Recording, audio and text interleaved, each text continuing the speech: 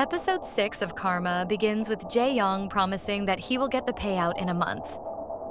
Eyewitness just laughs as he sets everything and everyone on fire. Right when he is leaving, a beam breaks and falls on him. Looks like getting burnt was not part of his plan. He tries to escape but is unable to. At present, Eyewitness arrives at Jae-young's flat. He gets a call from the insurance agent that the payout is successful.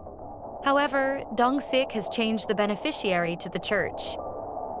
It cuts to a flashback where Jung-min watches Ju-yeon confronting Eyewitness in the taxi. Later, she indirectly confesses to Jung-min that she wants to kill Jae-young before backtracking. However, he doesn't buy it as he looks concerned. Rightly so, as she pays Hwang to switch Eyewitness painkillers with fentanyl. Hwang does it by bumping into Eyewitness when he is rushing to the church. Ju-yeon follows Eyewitness to the church, where he rants to the nun.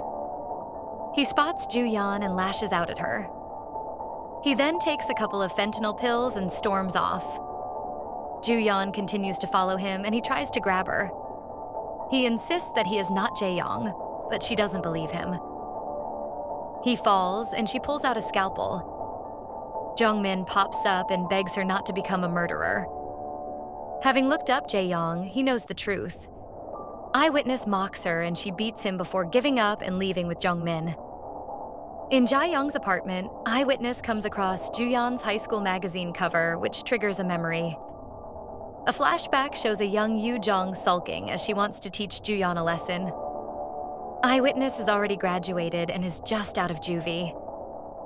He gives Yoo-jung the idea to let some of her male classmates rape Ju-yeon. Meanwhile, the cops are busy trying to ID the two corpses at the abandoned building. They suddenly find it odd that Eyewitness claimed he was tied to a chair. Eyewitness was found on the floor while one of the corpses was tied to a chair. Back home, Eyewitness finally realizes that Ju-yeon had swapped his pills. Right then, Detective Kang calls for another interview. Eyewitness agrees to a meeting the next day. He realizes that the cops are onto him and he escapes. The cops find an empty apartment but realize that the painkiller bottle will have Eyewitness's fingerprints. They decide to compare it with the DNA found on Jae-young's car to confirm if they are the same person. Eyewitness gets an alarm that it is D-Day. Right on time, the loan shark's thugs arrive and kidnap him. Elsewhere, Jung-min comforts Ju-yeon before heading to operate on his sick family. Turns out, he is the doctor hired by the loan shark for the organ trafficking. Jung-min took up the gig to pay off his student debt and save up for his wedding.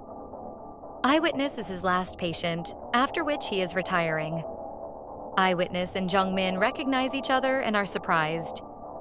Eyewitness finally reveals that he is not Park Jae-young, but Kim Byung-jun. However, Jung-min doesn't believe him, thinking he is lying to save his life. Jung-min calls it karma, and for once, he is glad that he took up this side gig. He forgoes anesthesia and cuts into Eyewitness. Ju-yeon wakes up to Jung-min waiting for her. He promises that good things lie ahead. P.I. Hwang arrives with an update, but she decides to move on. He smiles and throws the DNA report, which confirms that the fingerprints on the painkillers belong to Kim Byung-jun. It also has photos of Byung-jun, aka Eyewitness, and Park Jae-young. As a parting gift, the loan shark has gifted Jung-min the stolen Rolex watch.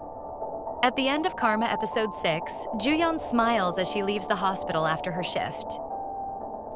If you're watching this channel for the first time, hit the subscribe button and watch other episodes. Until then, it's me, Mitsubishi, signing off.